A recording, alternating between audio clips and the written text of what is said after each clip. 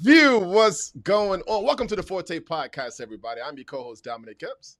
And I'm your co-host, Randall Monfiston. And we are here to dive into your lane of greatness to discover what comes easy for you that may not be easy for all others. Everyone's a genius, from the 9-to-5 employee to the Fortune 500 billionaire. We're here to highlight those attributes through dialogues and interviews with what? Amazing guests. But I got one question for you. What's that, bro? What's your forte? Let's go. Hey, let's go, man. Listen. You've already said it off air. We was 15 minutes behind schedule. But listen, for the guests we got today, I got to go with this right quick. This is for the guests we got today. Here's why, right? Because she's coming from the block to the throne, bro. From the block to the throne. So we're going to do it like this, man. If y'all know this song, put your hands up. From the block to the throne. Hey.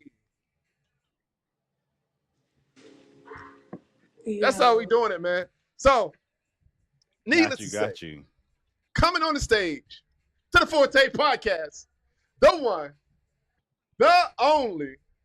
Everybody say what's up to Meranda Harris. Come on in, sis. Let me add you to the room. What's up, sister? What's good? How are you? What's good? I'm so proud of you. You know why I'm proud of you, bro. I got it right. But I had it right the first time on social, though. Why you play me like that?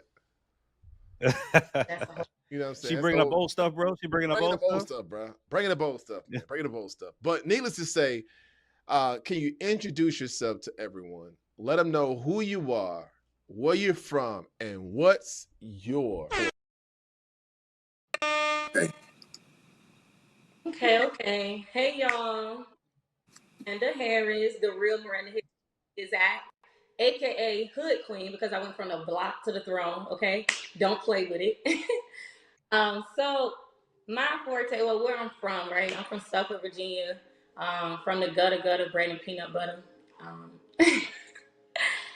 My forte is, I would say overall, philanthropy. That's my forte. Philanthropy. Helping others go from healing to purpose and purpose to profit. Point blank period. You said healing to purpose and purpose to profit. What does that look like? Like, what's your typical clientele? Because I understand the words individually, but combined. So healing to purpose. So you healing somebody to find what their purpose in life is. And then once you find that, you find your niche, you find your forte, which is then allowing you to turn into profit. Am I getting that right? Yeah, that sounds about right. So basically, I feel like I have a ministry to the masses, right? Because I help the youth, right? I help the adults. I help those who's dealing with mental health issues, right? I help those, even in the streets. I help those in church, right? So with that, from healing to purpose, right? The first part of it is really whether it's mentoring, counseling, whether it's helping them discover their purpose, their gift, right? What's been lying dormant, right, in them, where they feel like they just want to just say forget it, right, or even commit suicide. Like, that's where I step in, like really on some ministry to the masses type time, right? And then the purpose of profit, like I said, once they figure out, right, why they're here, who they are first and foremost. Let's talk about that, because a lot of people, right, they don't know who they are. They don't know what they're capable of. They don't know that they're valued. They don't know that they are enough. They don't know that they're not their past failures and mistakes. And all of that makes them, right? They don't know that. But I do. I know, because most people, like I was once them, right? I had a whole bunch of different type of lifestyles. Hold on, because we want to get into it. Let's get your story. Come on, don't even see. You was about to fly past that, right? But we can't fly past that. No. You was about to fly past that. Right? And you was gonna fly past that, but we actually want to get into that, right? Because we're gonna work our way up to who is the real Meranda Harris. From the block to the throne. You got to do it, don't play with you. That's how you do it, right? Mm-hmm. But There are people that want to know your story, right? So before we get to the throne room, let's talk about the block. Let's talk about where you're from. Let's talk about how life was growing up, right? And how did you get to become the amazing woman of God that you are today? No, absolutely. Um, Thank you for not letting me fly past that because I tend to, right? But you're right. So I'm from Virginia, right? I grew up around holidays. That's by like the DMV, if anybody know. And so I literally was like the only girl running to the shootouts, the fights with the boys. Like I literally was like that girl, right? Like I'm that girl who's, went to Roger Brown for a good time, but then, we end up running in the street and I'm looking at people take their last breath and I'm looking at him like, dang, that nigga dead. Just run off, laugh and run off, right? Not knowing like that was the issue, not knowing like I shouldn't be feeling that way, not knowing that he was like those people, right, that I saw take their last breath or get shot at, like they had so much potential. I have so much potential. We shouldn't even be out here, right? Like I didn't even know that. But like I said, I was the only girl doing that, right? I was the girl who really just dealt with identity issues. Like I really dealt with identity issues, feeling like nobody understand me, nobody care about me, nobody see me, right? But I had a two-parent home, right? I had, homeboys and even, saying girls on the block, right? My friends, but I just still felt like I was supposed to be set apart. I felt like they didn't understand. I couldn't talk about, peer pressure and about, me having identity issues or mental health issues. But, in our community, like I didn't know mental health. I didn't even know that word. Like I didn't know that was a thing whatsoever. Right. So, I was just that girl doing, being, and thinking how everybody wanted me to do, be, and think overall. Right. Wow. Um, So when you say so that, real quick, I'm sorry to interrupt because it sounds like we're in the later stage of like maybe teenage years, early stage of adulthood. Because you said Roger Brown's. For those who may not know Roger Brown's like a restaurant, used to be like a club slash restaurant kind of thing. So we talking early 20s around about when you're speaking of like the shootouts and all of that. well, I would say no. I really, even in high school, I was literally going Oh, with my homeboys outs, the fights, just pulling up. Like if my brother or my cousin would fight someone, like it'll be me. My nickname was Tweety, right? So it'll be me pulling up on dudes like, yo, don't touch my brother no more. Don't come around my hood no more with my baby in the back seat. Right? And I got the burner on my lap, like pulling up on these dudes, like real talk, like ride around Suffolk, trying to find them so I can confront them and let them know, like I used to say, what the lick read. I really that really was me. Like, you know what I'm saying? Like it literally was even when I was in high school, but definitely into adulthood, young adulthood. I still was doing the same thing until my childhood friend, Cedric, Silvery, someone took his life right there in the car. He was about to go in there, with his baby girl. Somebody just ran up on him, shot him in the head. Boom, gone. And so with that happened that happened in 2020. That's when I realized, I was like, oh shoot, I really can die in these streets. Like I no longer felt untouchable, right? For some reason I just felt like, I was like, yo, like I really can die. Like said, just died. Right? My brother, he was locked up. And I really felt like I ain't had nobody. Like the dude that I was with, right? Like I had just been with, like he didn't even call to check on me. Like it was just, I just felt like I was alone in the world. Like heart just turned, just my heart was just so cold. But it got to a point where, fast forward, it just got to a point where I just remember in January 2020. I remember January 2020. Um, I just was just start crying out to God, like God, like I don't even know what to do. Like I'm tired of being this way. I really want to heal the wounded child in me. Like take all this away. I'm tired of the pain. I'm tired of the hurt. And I just remember just really truly just crying out, just surrendering to God. Right. And then the next month later, February 28th, 2020, that's when I had my near-death car accident. But it literally was the best and worst day of my life, like literally. Wow. Let's dig into that, because you said it was the best and the worst. So I'm assuming it was the worst physically, but the best spiritually, right? That part.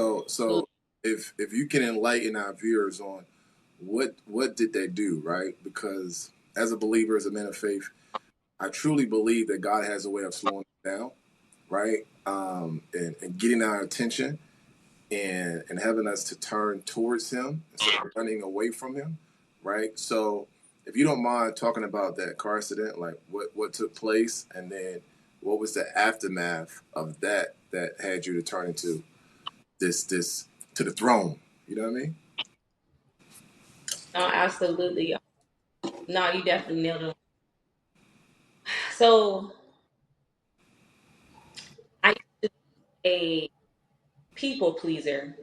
I used to be a people pleaser, right? Even though I had all this hurt, this pain, feeling misunderstood, it's like my heart posture always just been of servitude, right? And to want to see people happy, right? And have that emotion that I never had and could others, right? So I was a rapper, right? I used to be called Shadow. I skipped past that, so I was rapping for about, I'll say about 5 years on and off. And so I had a DJ, right? And she was having a party at the club. And I'm like, man, I'm so tired. Like, I'm working, so I said, I'm gonna take a nap. So after I took a nap, I woke up dumb tired. But people, people posting, the flyer, people hit me up, hey, Mariah, you gonna pull up, right? Like, waiting to see you, this, that, and the third. So because I was a people pleaser, right, still at that time, I was like, you know what, even though I'm dumb tired, I'm still gonna go. So at that time when I pulled out my apartment complex, I never forget. I pulled out my apartment complex and I saw a car. I saw a police car and I saw a car and an ambulance, right? And something said, that's gonna be you. Like I saw the car, the ambulance, and another car like to the right of me. And someone was like, I just like that's gonna be you. And I was like, I shook it off. I'm like, no, like, I'm good. I'm gonna go out for a little bit, you know what I'm saying? I'm gonna go out for a little bit, not really gonna drink.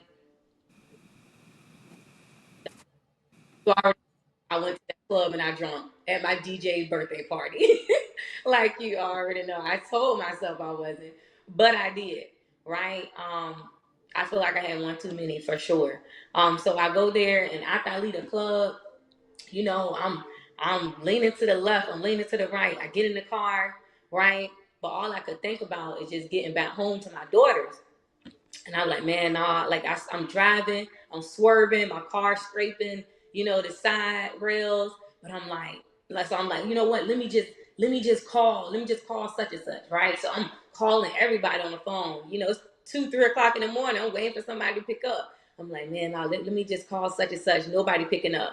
So my ex at the time, he had picked up. So I talked to him for a little bit, but I think he said he had to call me back like a few minutes later, but I'm falling asleep on and off. I'm falling asleep. I'm like, man, I just want to get home to my girls. I just want to get home to my girls. Like literally, yo, I don't know. To this day, I can't even find where I had my accident at. I crashed, hit a wall. Boom. Thank God I didn't run into nobody and, hurt and harm nobody, right? But I hit a wall. When I woke up, I'll never forget my very first thought, most people, panic, be worried about this, that, and the third. But because I had just surrendered to God in January, that month before, because I knew in that room when I was crying and just surrendering to God, I knew that He was gonna like turn my whole life around. In that moment, my car accident, that my very first thought, I literally thought to myself and I said, "Dang, another obstacle that I gotta get through, and I'm gonna get through." Like I didn't even freak out. Mm. So before you woke up and you assessed, like, hey, can I move my fingers, my feet, or anything like that? Like, hey, like, where's the damage to my body, you already started thinking that no matter what is in front of me or whatever I'm experiencing physically right now from this crash, I'm gonna push through. Literally, like my very first thought, Man, and I said, dang, the obstacle I gotta get through, and I'm gonna get through. I just like I just had an overwhelming feeling, right? Um, and I believe it was the Holy Spirit. You know, I didn't know the Holy Spirit at the time. You know, I went to church every single Sunday. You know, I grew up in church. I was born. You know, I felt like at this point, my mama had me in church, right? But I was going every Sunday. I didn't know, right, what the Holy Spirit was or anything because I didn't have a relationship with God. I was just, you know, a part of. Talk that talk. Talk that talk. I just had this overwhelming feeling that it was supposed to happen. Like I'm gonna, like literally another obstacle I gotta get through, and I'm gonna get through. Mm, mm. Like, So you know, for people watching that could be in different parts of the world and they may not be familiar, you know, with the neighborhood that you grew up in. Being from Suffolk, I'm very familiar, right? He was definitely in the hood, for real, right? I shared with you offline my story, right? Because your neighborhood and my neighborhood was rivals, right? So there was a lot of right. stuff going on in between the two, and I shared some things with you offline. My experience being on your side of town. Hey, Neek, let me holler at you. Right. Right, Um, but to first of all, there's a lot of people that they probably saw you somewhere speaking. You're a personal trainer now, right? You assist the homeless, right? You have mentorship that you offer, and you're also a part of the Hot Talk crew with the Forte Virtual, right? The people that see you and hear you and would not had a clue that this was your story, right? That you did some of the things that you've done, that you've been in some of the places that you've been at, and you have experienced some of the things that you've experienced, right? And I want to say that's the awesomeness of God, how He allows us to not look like what we've been through. Because you certainly don't carry yourself like that, even though you can't get a little hood when you start talking about your slogan, right? So, but that's your passion. That's your passion, right? So, I mean, so like, yeah. So like we, even like yeah. Go ahead. around the hood, just to remember where I come from. Like I still ride through, right? Sometimes I still, you know what I'm saying, like park my car, right, in front of my grandma's house, right? It was me, you know what I'm saying, like 8 other cousins, 8 other people, right, living in that house, right? Like I still go around the hood, right? But it just it grounds me, right? And it's just a beautiful feeling, right, of knowing like the woman that I am, knowing that a lot of my homies, right, didn't make it out, knowing that same year in 2020, when I tell you what they say, like the grim reaper, the enemy, like came and did like a sweep on that street. When I tell you in 2020, it was literally like at least 6 people that died in 2020 Yeah, that used to, yeah. like, you know, I'm like, man, like I'm I still go around there part of the car and just reminisce, you know. And I love that because that keep me grounded, right? I don't never want to be, you know, I'm a woman of God, right? I like the finer things and things of that nature now, but I always want people to see me and feel like, oh, that's Tweety, oh, that's Mariah, oh yeah, she from Holiday, right? And I love when people in Suffolk, when I tell you, anytime I see a person from Suffolk that knows me, right, they be like, oh, snap, Tweety, you still the same. I love to hear that, right? They just talk, because I know they're talking about my heart posture, right? They, you know, congratulate me on my accomplishments and me, right, getting away, right, from the block. But when they say, man, you still the same, I know they're talking about my heart posture, right, and my personality, and I love that. That let me know, like, yeah, I'm still my authentic self, like regardless. Mm, mm, mm. I So love that. I love that. So let's go ahead, Don. yeah, so I just wanted to get into like you had the car accident, right? you get back into church, and when did you start your nonprofit? Like what made you say, all right, you changed your life, right? And when did you go from your life changing to now you're going to give back and be a blessing to those that are less fortunate? Well, Okay, can I add so to that, Don, real quick? I'm sorry, Miranda. Can I add to that real quick? Because I think there's a story that we may be overlooking for people who may be struggling, right? I want people to hear the heartache that you may experience, because just because you have that, hey, no matter what's in front of me, I'm gonna get through. Like you said, you woke up and that immediately came to your mind. But what did you have to go through? Because sometimes people may have that epiphany, they may hear this, the like what God is calling them to, but it gets too hard and they walk away. So if there's some heartache that you could share with the viewers, the listeners, that hey, this is what I went through to get on this other side, right? To help encourage and motivate people to push through, regardless of what you may be going through, to see the greenest side of the grass, if that makes sense. okay, no, I love that, and you're so right, man. So I mean, in between of being a game banger, right? Two different games, right? With Holiday, banging, even with the bees, being the first lady of such and such, right? I was repping that red. Right now, I don't rep that blood no more. I only rep the blood of Jesus, okay? But in between that time, young adult up until now, like man, I mean, literally like just being a single mom, right? Like not really having the support, staying with my mom, hearing, my mom and other family members tell me what I need to do, right? When I'm trying to break free from the matrix, right? I'm trying to break free doing, being, and thinking what everybody want me to be, do, and think, right? Me, saying I'm gonna be this big star rapper as Mariah Moscato because I want to break generational curses for my family. I want to be the wealth builder for my family, but then my family, right, looking down on me because of what I wear, because what I'm saying, the things that I'm saying in my music, right?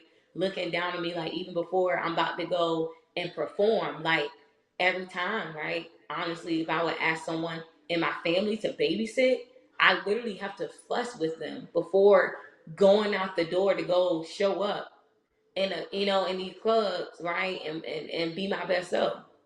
Like literally. So, but in between all of that, even after all of that, man, like it's just being a single mom, right?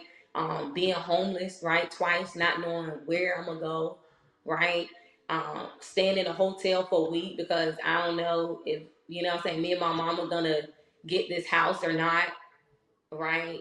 Having people in my home, right, mismanaging finances, right, that I would give them, and we end up turning around a week later, we homeless, we don't know where to go, right? Me sleeping in my car, even because me sleeping in my car, but taking my daughters to my child's father's house. I'm like, hey, you like watch them, right? I'm good. Like I'm good with sleeping in my car because I don't even want to be, what I'm saying, around you because going out like that. But just like watch my daughters for a couple days, right, until I figure. So just going through homeless, being a single mother, going through a chastisement of like your family and like the same people, right? I'm sure a lot of people can relate. The same people that you doing it for, the same people that you want to help, it be like the same people, right? That just don't even they just you just feel like they down on you, they bashing you, they don't believe in you, right? And just having to hold my head up through it all, up until me having my car accident. Even after my car accident, right? It took me 5 years to truly operate in my gift and in alignment. Like it took me 5 years, right? But five is the number of change and elevation. And so I'm grateful, right, even now to be where I'm at, to want to just serve the homeless, to want to give back. I would say I really took my struggles, right, and that feeling of surviving, and I turned that into acts of service and impact. because I want to be that person to the homeless that I needed. I want to be that person, right, to the youth, right? That young girl who's confused, that young girl who have identity issues, right? That young girl who just, feel like her back against the wall and she don't have no one to talk to, and she's dealing with mental health issues and she don't even know it, right? She's dealing with even for the woman, right, who dealing with soul ties, right, who want to get away from that 5-6 year relationship on and off, right, like I had, this toxic 5-6 year relationship, want to get away from that but don't know how to. She want to break soul ties, right? She want to be, right, the best version of herself. She want to be, go from the block to the throne, right? She want to be a woman of God, but she don't want people thinking that she's not her authentic self, right? And even when it comes to the men and the boys, like I want to be, and I became this woman, right, who just love to speak life into the men, even if they don't have a woman. I love reminding them of who they are. I love reminding them that their existence is enough. I want to. That's No, go ahead, bro. Go ahead. now. I have two things. One, selfishly, I have a question for myself. When you said 5 is the number of change, can you help a lot? I don't think I've heard that before. So I'm wondering where that comes from. Is there 5 steps, 5 levels of like of a growth in a mindset? What does that represent? Okay, no, just 5 is the number of change and elevation spiritually, right? So to know that in 2020, right, I had the best and worst day of my life, and then fast forward to 2025. And like literally, when I say I'm walking in all my answered prayers, I'm doing every single thing that God told me in 2020 when He healed me, right? He healed the wounded child in me and everything was started the process, right? Because it's definitely a process. But in 2020, right, when God told me, right, what I'll be doing, right, helping the youth and way I'm gonna serve, helping people go from healing to purpose to profit, like every single thing that I do, right, even when it comes to helping people, with purpose brand, strategy, right, helping them find that gift in them. Every single thing that God revealed to me in 2020 when I surrendered, 5 years later, I'm literally walking and like I would say most of all my answered prayers, literally besides like one or two. Like, and so 5 is the number of change and elevation. And I strongly believe that because I just see the fruition, right? And the fruit of it, from 5 years ago up until now. That's Got you. And the second part I want to hit earlier, you said in earlier stages where you're still running with the other crowd, right? You were saying you're a people pleaser, but I think your niche, which you've already identified, that's what you're doing, but you change your mindset and your perspective, right? Because when people think of people pleaser, the root is that you're helping people in their ego, right? In their current state, right? You're catering how you operate to fit what they envision or project of you, right? From themselves. Now you're saying, hey, I see a greater vision for yourself, right? Whether it's somebody homeless, whether it's somebody who's stuck in the same rut and pattern that you may have experienced. And now you're helping them to your vision because you see a greater purpose than what they are. So you're still being a helper, but in a different sense, right? So I think you've always had this. You just had to identify that there's a different way of serving. And I think that's dope that you were able to identify that. Absolutely. I love that. No, you definitely right. Definitely right. so. I want to ask you to spit a few bars because I didn't know that you was a rapper. Um, I knew that Man, was coming. I knew that was I'm coming. like, I knew it I, was I'm coming. like, oh, it's what crazy. you got? What you got? So Oh man. Oh. Yeah, all right, yeah, so real quick, Don, let me help you out. Miranda, let me help you out. Don, hold up. The question, because this the type of rappers. Are you a freestyle rapper or are you a written rapper? Like what kind of rapper are you? Are you able to hybrid in both lanes? bro, I definitely never been a freestyler, so you can just go ahead and get that off. But what's crazy? No, I was just talking to God and a few people about this. Like, it's like after my accident, right? It's like it's like God just took that gift away, right? And I'm not gonna lie, even I'll say even in 2019, right? I had a download for me to do, trap gospel, you know what I'm saying, or they call it Christian rap. But I'm like, I didn't even have like a real strong relationship with God. But I remember, right, getting that download, and I'm like, I don't even know how to do that, or where to start. I tried to write some lyrics without cursing. Y'all, dominant Miranda, I could not do it, because when I tell you I used to curse like a sailor, I could not do it. I could not. And I was like, you know what? I felt like I wasn't qualified. I felt like it wasn't for me. I got Fast forward somebody 5. for you. I got somebody for you. The greatest ghost rapper of all time is the Holy Spirit, by the way. That's the greatest ghost writer, right? Yeah, but for me, and maybe you don't know this side of me, right? But see, Randall was my hype man. Okay, he was Jer's rep. He was the hype man, right? So when we on stage, but yeah, I did music for a very very long time, right? Very very long time. Started a record company when I was still in high school. Me and my fellas, right? Our group. And so when I got saved, um, I was done with music, and then I had a pastor friend of mine's. Shouts out to Pastor Dwight Sherrod Riddick, who introduced me to Christian rap. I didn't think it was pop. Like, I'm like, what? That doing whack. But he introduced me to Kenton Jones and Trip Lee and The Truth, and the list goes on, right? And I was like, yo, this is fire. So, and then me and Jason, we started Team Jesus Music Group back in 2006, something like that. So I know, that yeah, you can definitely do it, but you just don't want to give us no bars right now. But that's all good. That's all good. That's all. That's we're cool with that. Like, for real, Yeah, we're I cool with have not. that. And if you couldn't rap for real, you can just say you couldn't rap for real. That's all right. We got you. But listen, Oh, I got a first question of all, though. hold on. First of all, travel to New York and different places. Like, I Hey, know, like, I hey, was about anybody to can say, travel. Anybody can travel. What does no, that mean? like, I really was like on one. I took a lot off the internet, but some stuff I couldn't take off, like, with the record label, like, their stuff is like I up got you. I there. got you. I got you. But not too much on me, not too much on No, no, me, no. I, not I too got you. But listen, I do want to switch to something because I remember at the All Black, I was kind of, you wasn't even talking to me. You was talking to somebody else.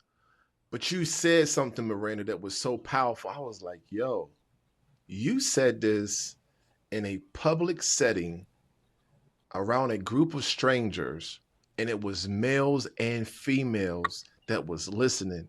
And you probably don't even know what I'm talking about, but you had talked about abstinence, right? And you said it so freely. I was like, yo. And to be a single female, right?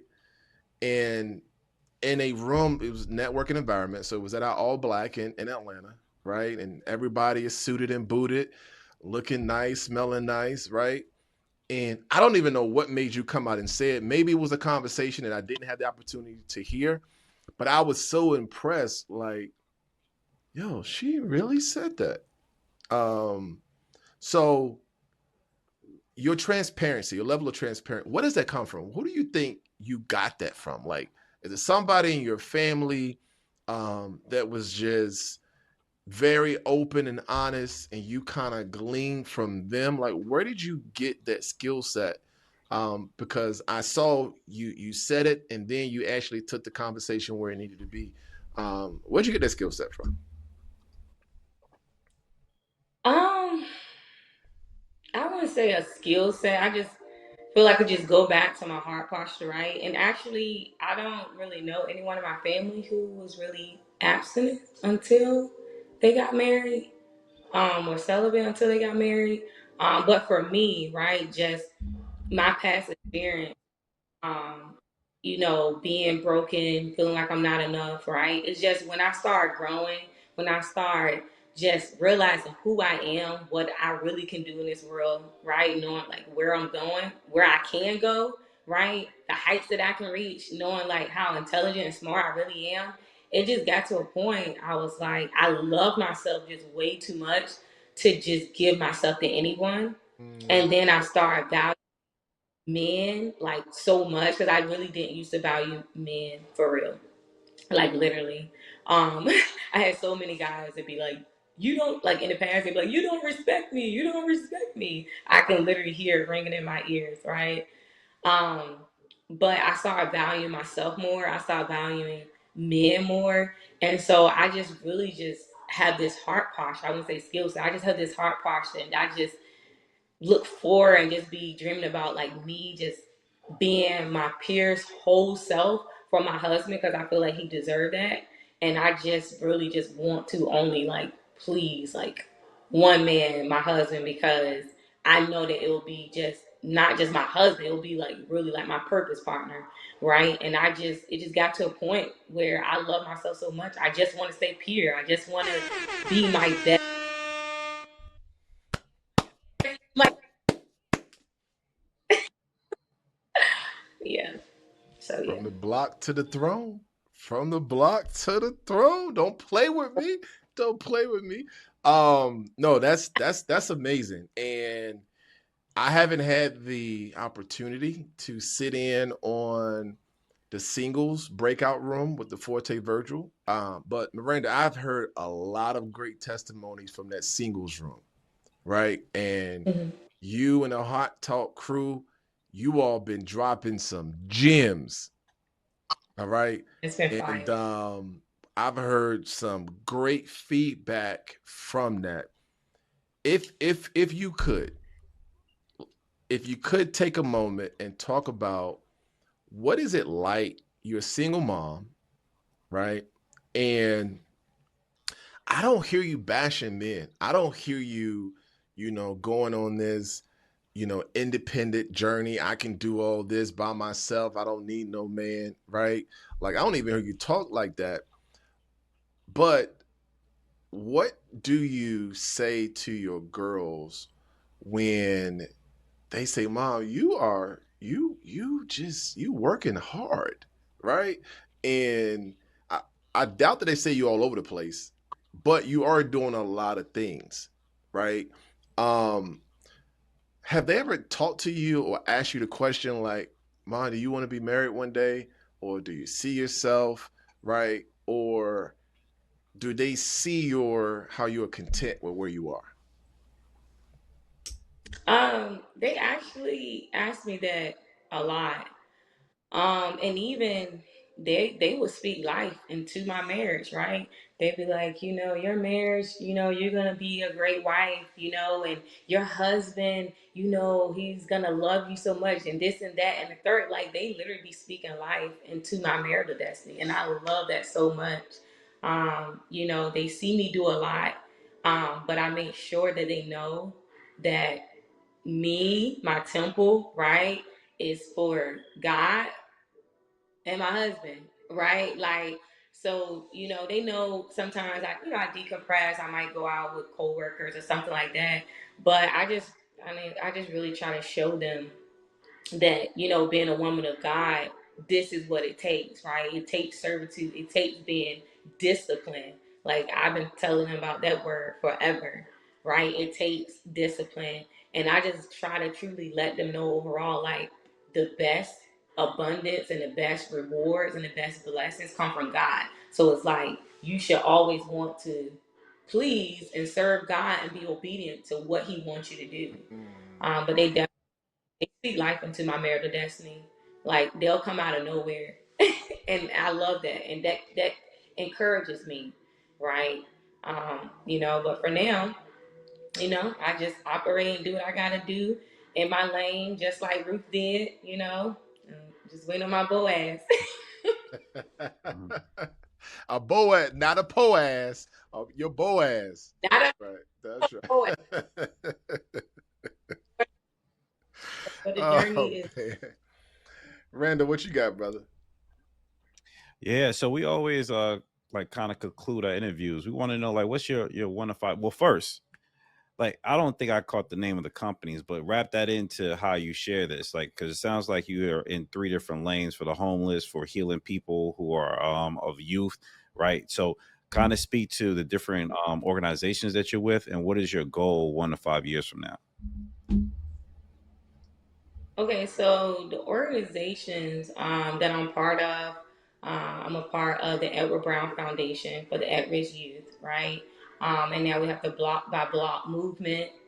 I'm about to partner with them instead of just just doing it on my own, because that nonprofit is new, right? But I'm really big on just collaborating and community. So we have the Block by Block movement, and I also work with Impact Mental Health Services as well. And I'm trying to think. I'm like, I do a lot, but that's like the three main things of. So basically, you said the tie into you said to tie it all together, like my 1 to 5 year goals Yeah, like with tie that everything. into.